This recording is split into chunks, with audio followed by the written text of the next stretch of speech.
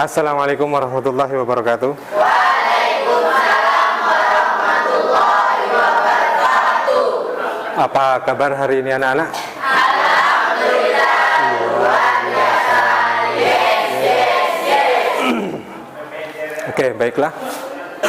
Pada pertemuan yang ketiga kali ini, Pak Fadli akan melanjutkan pembahasan kita yang kemarin. Sebelum itu, yang pertama, alhamdulillah pada kesempatan ini kita masih bisa berkumpul dalam pembelajaran pada hari ini. Ya, puji syukur pastinya karena kita sehat, alhamdulillah diberi kesehatan. Yang kemudian yang kedua, itu ada yang tidak masuk hari ini? Oke, Pak Fadli nanti absen. Untuk yang tidak masuk, yang sakit terutama, kita doakan semoga cepat sembuh. Amin, Allahumma amin. Pak Fadli absen dulu. Ahmad Irfan Al-Farisi, Ivan Gilang Ramadan, Afina Safia Ramadhani, Ahmad Dafi, Ananda Putri Soleha, Panas, Andi Mulyono. Oh, yang sakit Andi Mulyono. Oke, baiklah anak-anak, kita mulai pelajaran hari ini. Baiknya kita mulai dari doa dimulai. ya. Bismillahirrahmanirrahim. Membacakan Pancasila. Ayo, ada yang bisa baca Pancasila? Pak Fadli kasih hadiah nanti. Ayo, siapa? Pancasila? Mau baca Pancasila? Hafal kan? Oke, ya. Silakan, Yana. Yuk, Pancasila 1. Pancasila 1. Ketuhanan yang Maha Esa. 2. Kemanusiaan yang adil dan beradab. 3. Persatuan Indonesia. 4. Kerakyatan yang dipimpin oleh hikmat kebijaksanaan dalam permusyawaratan perwakilan. Kelima. Keadilan sosial bagi seluruh rakyat Indonesia. Oke, luar biasa. Oke, Pak Fadli kasih hadiah nanti. Ayo, angkat tangan 1, 2, 3. Masa kalah sama yang putri? Yo, 1, 2, 3. Kamu, ya. Gilang. Ayo, ini enggak apa-apa. Gilang Ramadan. Yuk, 1. Pancasila 1. Ketuhanan yang Maha Esa. Ya, 2. Kemanusiaan yang adil dan beradab. 3. Persatuan Indonesia. 4. Kerakyatan yang dipimpin oleh hikmat kebijaksanaan dalam Oke. Iya, enggak gitu takut. Yuk. Pancasila. Oke, 1. Ketuhanan yang Maha Esa. 2. Kemanusiaan yang adil dan beradab. 3. Persatuan Indonesia. 4. Kerakyatan yang dipimpin oleh hikmat kebijaksanaan dalam permusyawaratan perwakilan. 5. Keadilan sosial bagi seluruh rakyat Indonesia. Iya. Oke, baik. Terima kasih banyak. Ternyata kalian masih hafal dan harus hafal. Kurikulum Merdeka, implementasi kurikulum Merdeka itu paling tidak pelajar Pancasila itu harus hafal Pancasila. Sila pertama sampai sila kelima. Mengingat pelajaran yang kemarin yaitu tentang kurban. Jadi penyembelihan dalam Islam, kemudian kurban, kemudian pada hari ini akikah. Kalau kurban itu dilaksanakan pada Hari Raya Idul Adha tanggal 10. Ya, penyembelihannya dilakukan pada mulai tanggal 10, 11, 13 Dzulhijjah. Oke, pada kesempatan kali ini kita akan membahas tentang akikah, yaitu penyembelihan dalam Islam. Berani kambing, nyembelih kambing? Ya dipegang lah. Oke, baik anak-anak, untuk tujuan pembelajaran kita pada hari ini tentang akikah itu agar kita bisa menganalisis ketentuan menyembelih binatang, khususnya tentang kurban dan akikah, karena kaitannya akikah itu ada kaitannya dengan pembelajaran kita yang kemarin dan sesuai dengan syariat Islam. Yang ketiga, kita bisa merekonstruksi. Jadi tujuan pembelajaran kita dari pertama, kedua, dan yang sekarang itu bisa praktek. Bisa praktek. Praktek menyembelih. Kemudian yang sekarang akikah. Akikah itu yang disembelih apa? Kambing. Nah kan, kalau akikah itu kalau anak laki-laki kambingnya berapa? 2. Kalau anak perempuan? 1. Oke. Jadi secara bahasa akikah itu adalah memotong. Intinya memotong sesuatu yang menempel pada bayi yang baru dilahirkan agar terpisah dari bayi itu. Biasanya yang dipotong apa? Rambut. Ya kan? Kalau di akikah biasanya memotong rambut. Itu adalah runtutan. Akikah itu diartikan menyembelih hewan ternak yang berkaitan atau berkenaan dengan kelahiran seorang anak, mau laki-laki dan perempuan. Jadi akikah itu merupakan perwujudan rasa syukur. Kalau ada orang menyembelih akikah, menyembelih kambing, berarti tasyakuran, ya enggak? Iya, bisa tasyakuran. Oke anak-anak, kita pada kemudian dasar hukum akikah. Yang pertama itu dari hadis Nabi.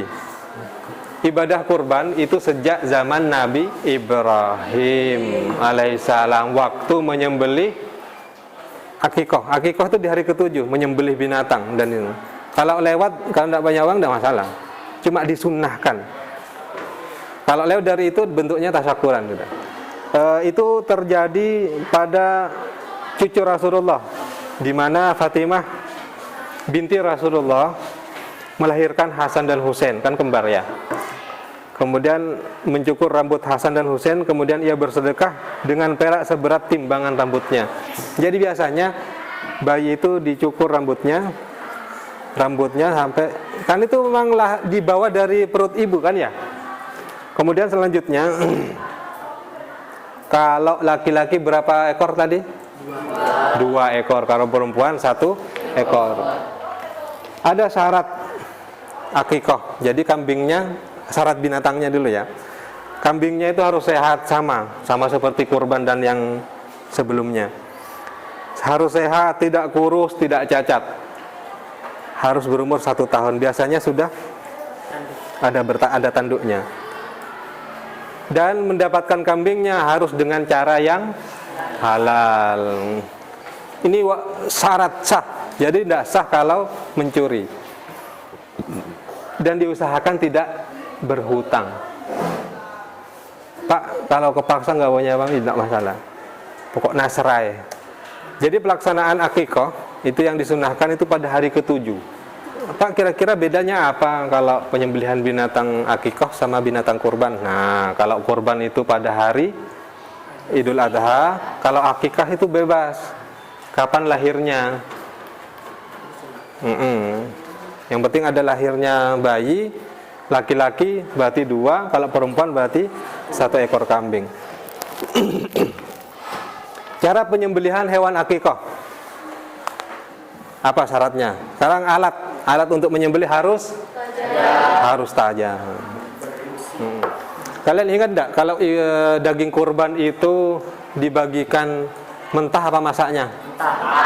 Nah, kalau akikah itu dibagikan ya, sudah biasa nerima kambing akikah ya. Biasanya bentuknya sate, gulai dan lain sebagainya. Bahkan itu dianjurkan untuk mengumpulkan orang-orang fakir miskin. Daging akikah itu dibagi 3. Misalkan hasil daging akikah itu berapa ya, misalkan kurang lebih misalkan ada 20 kilo, 21 kilo misalkan. Jadi dibagi 3. Tuan rumah berhak menerima daging akikah untuk dimakan. Kemudian manfaat akikah sebagai penembus gadai, karena anak yang terlahir dalam keadaan tergadai sampai ditebus oleh orang tuanya dengan akikah. Hikmah perbedaannya dulu ya. Pertama, Pak Fadli ingatkan kembali.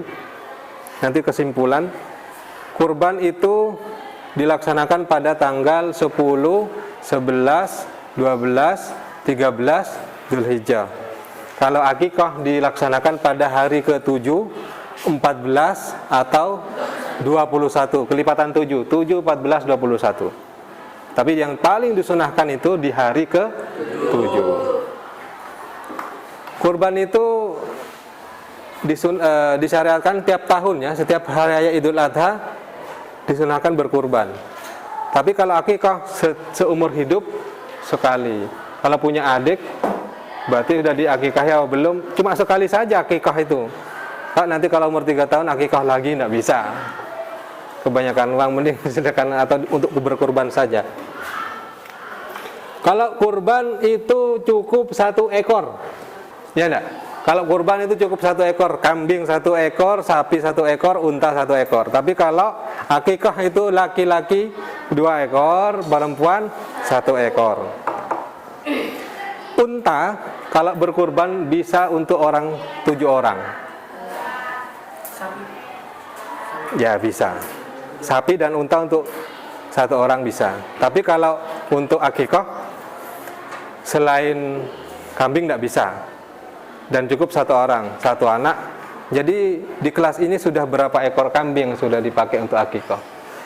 Kemudian perbedaannya, kalau kurban dibagikan dalam keadaan mentah, kalau akikah dibagikan setelah masak. Kemudian terakhir hikmah akikah. Hikmah akikah itu merupakan bentuk takarrub kepada Allah dan rasa syukur. Kemudian menambah kecintaan anak kepada orang tua. Jadi biasanya kalau anak nakal, bandel, itu bisa-bisa belum diakikahi. Bisa-bisa. Coba tanyain, ya. Sekarang tanyain kepada orang tua kalian, sudah diakikahi belum Pak, Bu? Apa tujuan dari akikah? Jadi hikmahnya itu pastinya untuk menjalin hubungan sosial antara keluarga dengan tetangganya, sebagai perlindungan dari setan yang dapat mengganggu anak yang baru lahir. Jadi anak yang baru lahir itu rawan sekali dan rentan sekali dapat gangguan dari setan. Akikah merupakan tebusan hutang anak yang memberikan syafaat bagi kedua orang tuanya kelak. Jadi kalau anak sudah diakikahi, itu adalah bentuk tebusan orang tua kepada anak agar tidak ditanyakan kalau sudah nanti hari kiamat. Kemudian akikah sebagai penguat ukhuwah. Jadi antara biasanya itu tetangga yang bilang itu aja, nah ini ayo makan gitu. Oke, sampai sini ada pertanyaan? Pak, Silakan. kenapa nggak pakai sapi atau unta aja yang lebih banyak dagingnya kalau Oh gitu.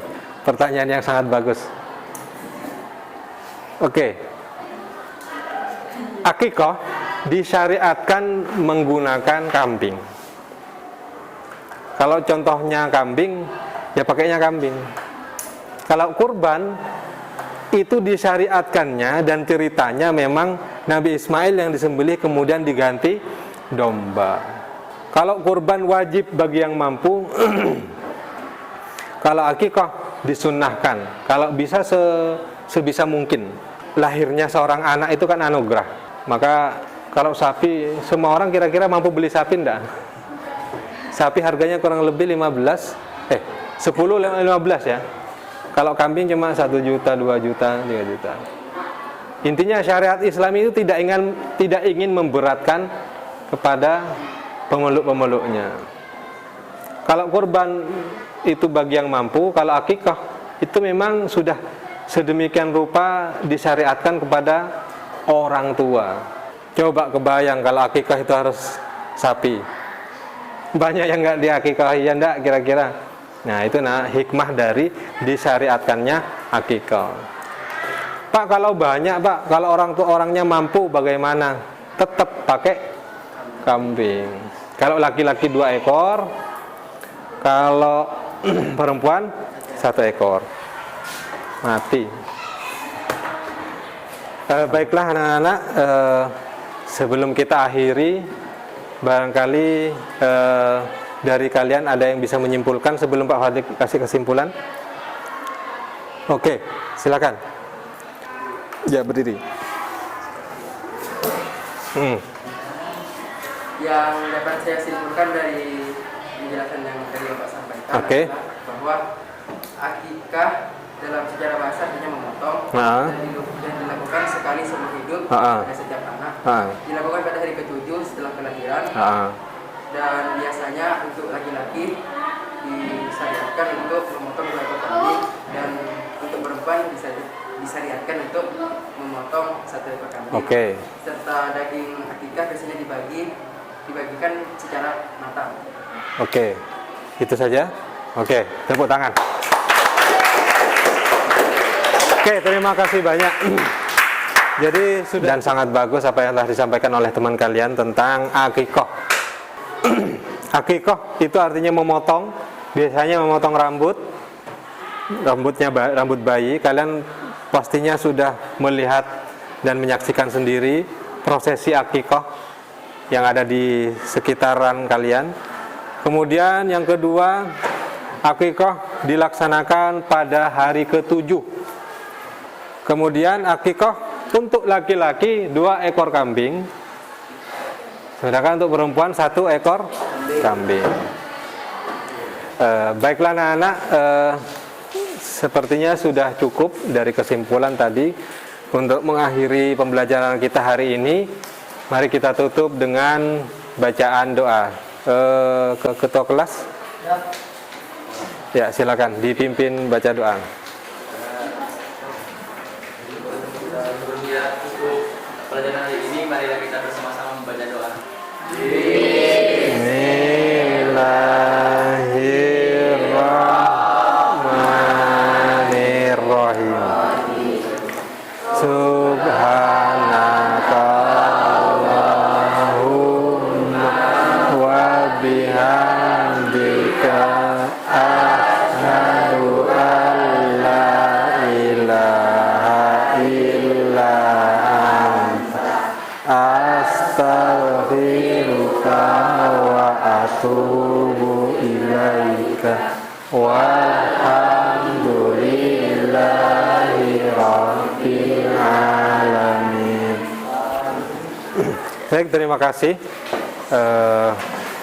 Mari kita akhiri pembelajaran hari ini dengan ditutup dengan salam. Assalamualaikum warahmatullahi wabarakatuh. Waalaikumsalam.